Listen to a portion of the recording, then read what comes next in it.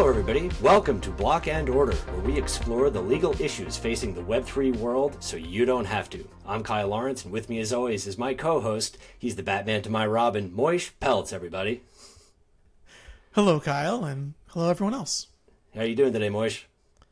I'm doing all right, hanging in there. It's a Tuesday in crypto land, and taxes have been filed, and I think we're ready to go, right? Well, they were supposed to have been filed. Whether they were or not, we cannot attest.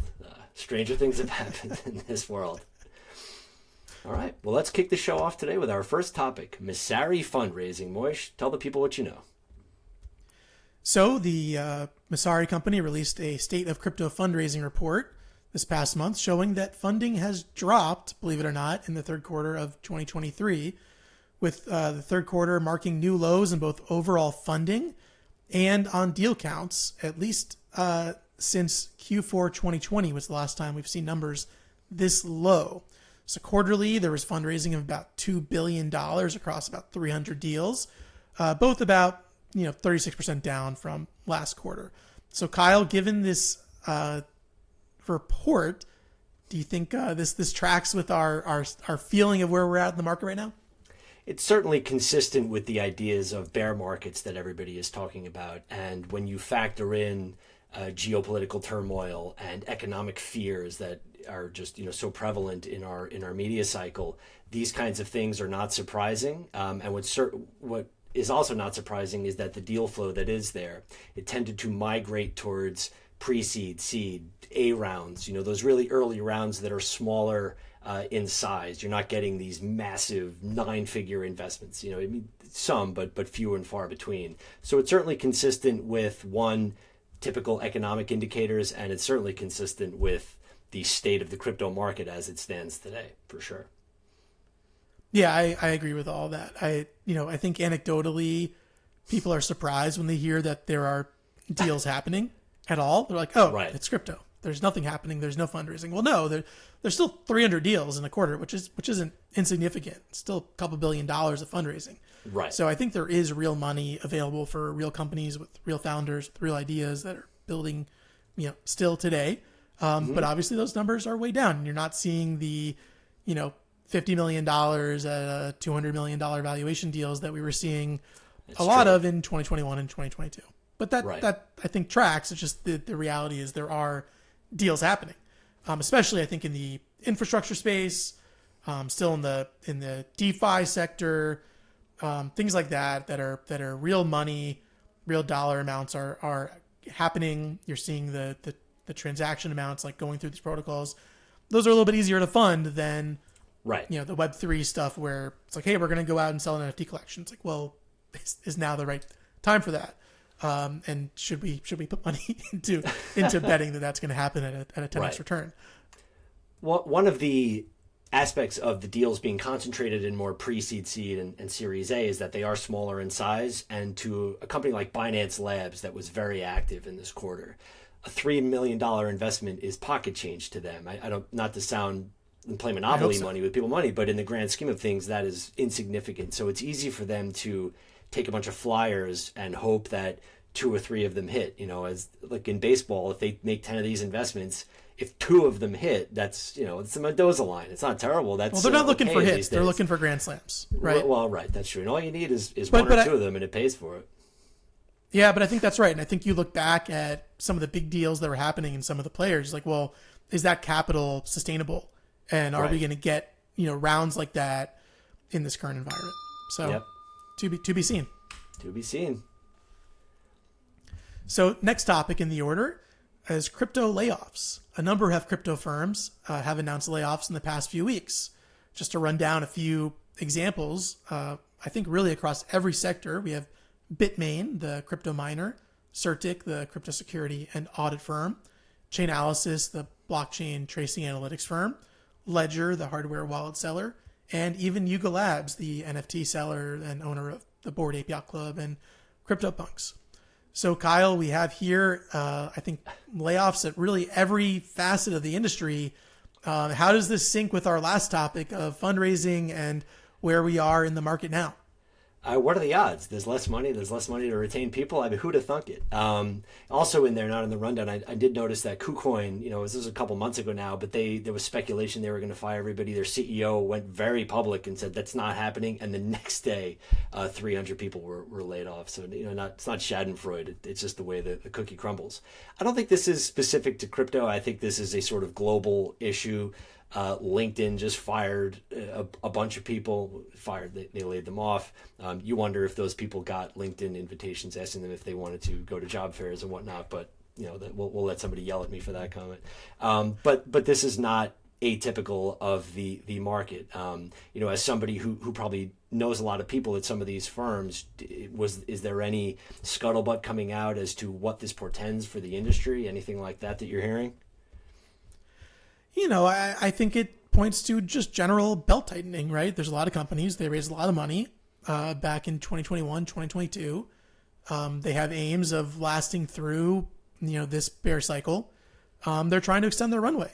And one of the big costs of these firms is, employees, headcount. Sure right? is. So that's at least one of the big costs they can control. Right. So you're seeing that is obviously an avenue that firms are exploring to reduce their expenses and to extend their runway. So does this surprise me? Yeah, I'm with you. No, not really. These are, it's unfortunate. And I think you're right. It's not limited to the crypto sector. I think it's part of, we're going to raise funding. This ties back to our last one. If we're going to raise, it's going to be a smaller round at the money's going to be less attractive in terms of either, the higher cost of capital, whatever it is. Or we're facing a down round from our previous funding. And so, we want to lock in those losses. So I think you're seeing, how do you make your company look more attractive for funding? How do you extend runway? This is just one of those variables, unfortunately. And you're seeing that not just in crypto, you're right. You're seeing that in all sorts of the big, tech companies. I think Netflix had some layoffs. I think there were some, I don't want to speculate. I think it's all over the place. Go on the record, speculate. Yeah, go ahead. I know. One of the things that I think people need to take with a grain of salt is, these seem like large numbers, and they are. KuCoin, it was 30% of their staff. Ledger was 10 to 12%. Chainalysis was 15%. When companies, specifically tech, do layoffs, they try to over lay off people because you do it once, the public forgets. That's a 48-hour window, and it's going to be out of the news cycle. You don't want to do it twice. That's really bad look in the news cycle. Yep, that's right. Moving on to our next topic, the SEC did not file a timely appeal to the DC Circuit Court in regard to the Grayscale's application to convert its Bitcoin trust into a Bitcoin ETF. This indicates that the SEC will likely allow the conversion to a Bitcoin ETF to happen. However, the timing is unclear, and of course, the SEC could find some other grounds to issue a denial. So, Kyle, how likely are we to get a Bitcoin ETF this year? Well, the SEC, part of the reason that this decision came out was that the SEC did actually approve two other Bitcoin futures funds at the same time. And there was a similar analysis amongst all three, Grayscale being the one, and then the other two they approved. And the court said you can't deny one and approve the other two if there's no differential, if there's nothing differentiating them from one to the next.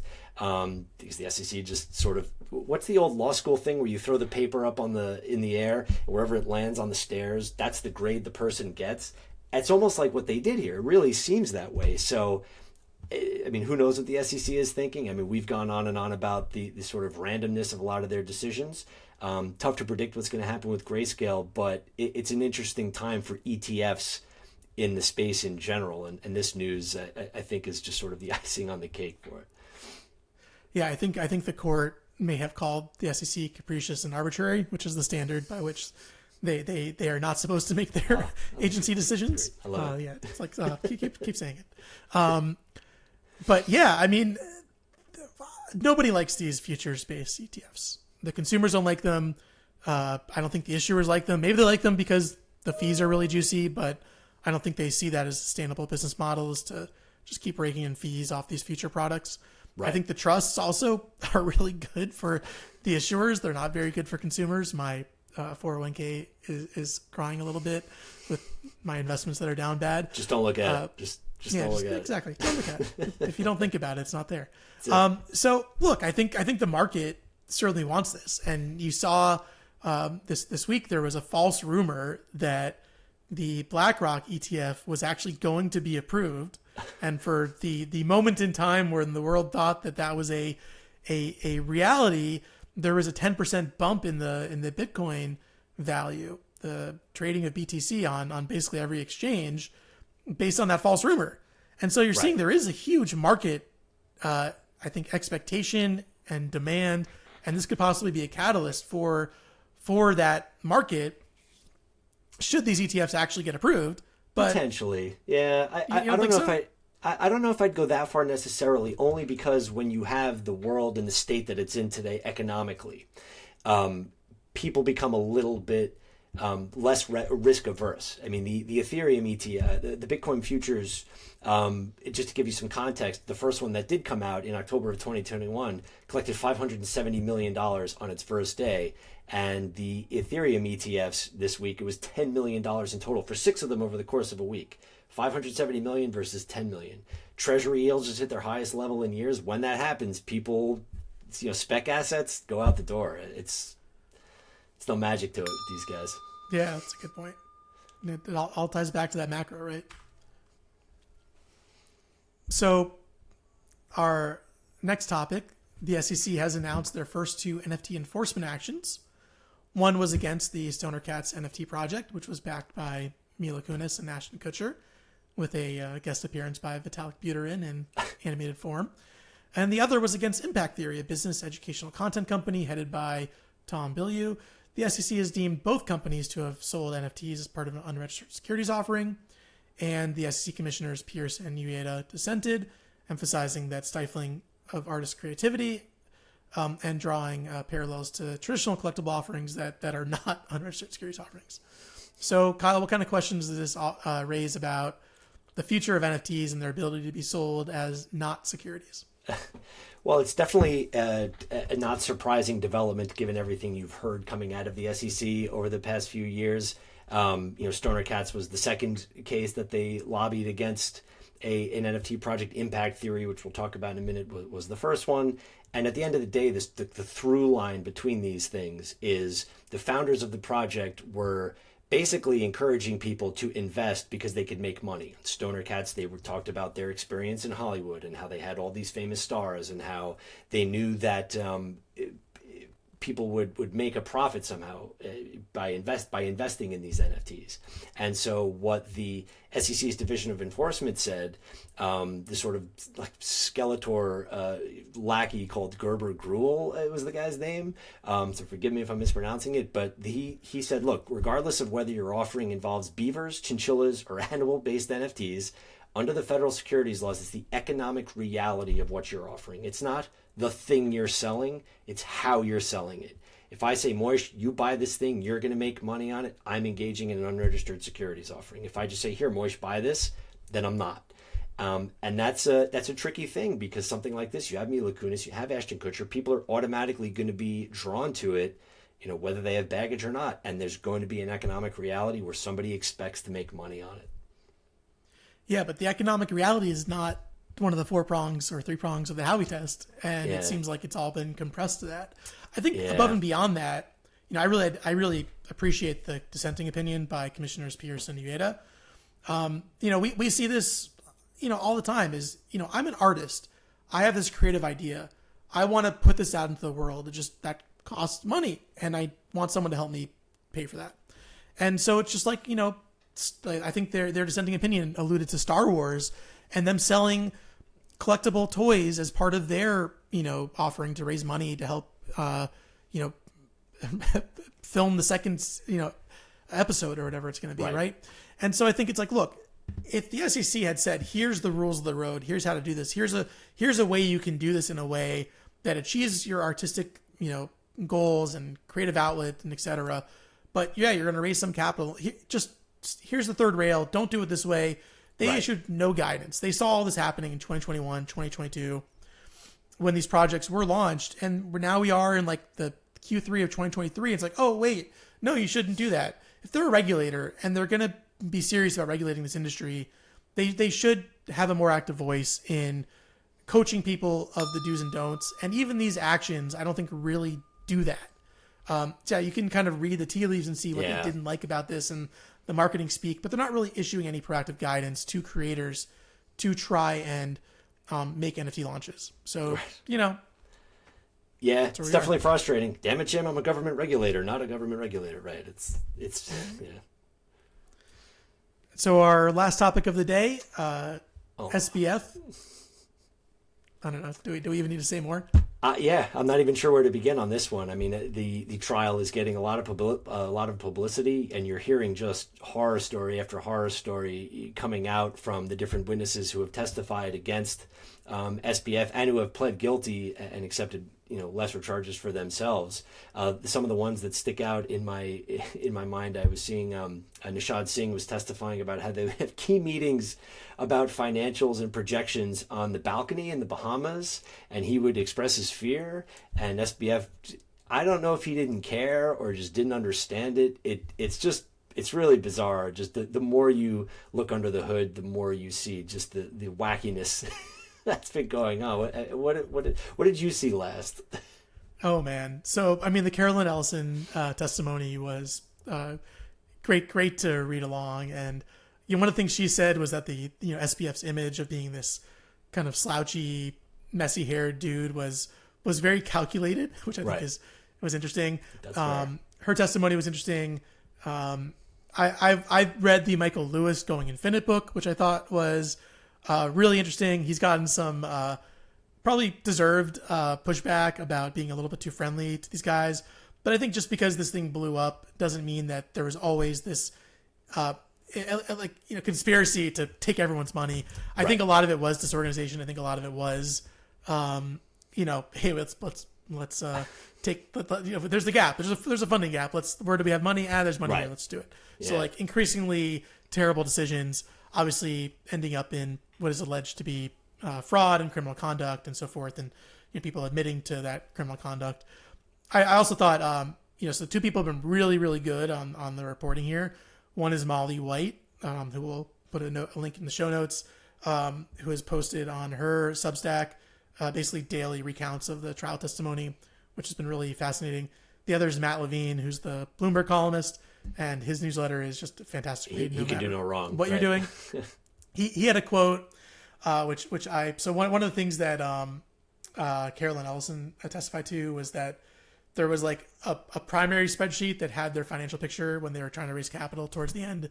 And then there was other balance sheets that presented an alternative presentation. So Matt Levine said, if you prepare a balance sheet for a lender and your boss says, why don't we present this information in a different way? You probably need a lawyer. If you prepare 7 balance sheets and your boss is like, let's go with alternative number 7, then one of you is going to prison absolutely forever. And Carolyn Ellison's probably decided it wasn't going to be her. Yeah. So, it's just interesting to see the testimony come out, the documents come out. There's a lot of contemporaneous texts and discussions, and it just really kind of what a mess it was, especially in those final days. Mm-hmm. But yeah, it doesn't look good for SBF. No. Putting aside the SBF of it all, one of the things that I think this underscores is the lack of sophistication in this industry. On our last topic, you were talking about how the SEC has provided no guidance and there's no rules governing these kinds of things. I mean, we can see where their thinking is, sort of. And here it's kind of no different. I mean, this was a large exchange, tens of billions of dollars just cycling through it. And there was no audited financials. They weren't subject to certain, governance rules. I mean, all these things that are typical for not just public companies, large companies with large revenues, stretching, from border to border and cross country, all of these things. And for them to be using QuickBooks, for them to have just no internal governance, at some point it stops being, well, I'm just a kid. I didn't know what I was doing. I got over my head, and saying, well, how am I possibly supposed to know what to do if you're not telling me how to do it? I think there's a little bit of, blame to go around on that front. I'm not excusing him. I'm not saying that what he did was okay. A lot of people got really screwed, but still, I mean, he's operating without a net. Right. That's, I mean, I think that part's clear. And I think you're also seeing some of that, if you match up the timeline of like the public statements that the company was making, and then what was happening in the background and what they knew or allegedly knew, or what people are testifying they knew, then it's two different pictures. And I think that's where you really see I sympathize with Michael Lewis. Like, look, I was embedded with these guys and this is what I saw. And some of it was real. Like, this was a company that did grow like billions of customer deposits, and that's real. But then some of the things they were saying just don't match with what appears to have been happening at the same time in the background. And so you definitely see, some of those alleged elements of fraud kind of percolating to the top as part of that. So no, that's true. Endlessly fascinating. It really is. And hopefully I'm going to try and make it down to one of the days of the trial, just because how can I miss out on that? We'll see if you can get in. By the time we record our next episode, I'm sure we could have a half-hour discussion as to the developments between now and then. But we shall see. So. And lastly, I just want to point out that the Lexpunk Army has released an AI-powered drafting tool to submit a comment to IRS on proposed crypto broker reporting regulations. If anyone doesn't know about that, they should read up on it. I think it's very important for the industry, potentially crippling for the industry if these regulations are implemented as proposed. Anyone that has a dog in this fight should think about submitting a comment letter to Treasury, and Lexpunk created a nice AI-powered tool to allow you to quickly articulate your thoughts and send them to Treasury to do just that. So we'll post a link to that in the show notes as well. That about wraps it up for our episode of Block and Order. Thank you everybody for listening. A special shout out to producer Abby, who keeps us out of trouble and keeps us on the straight and narrow. Remember that everything you've heard today is not legal advice. Please consult your own attorney if you are going to take the plunge down the rabbit hole. I'm Kyle Lawrence, and on behalf of our co-host Moish Peltz, thank you everybody.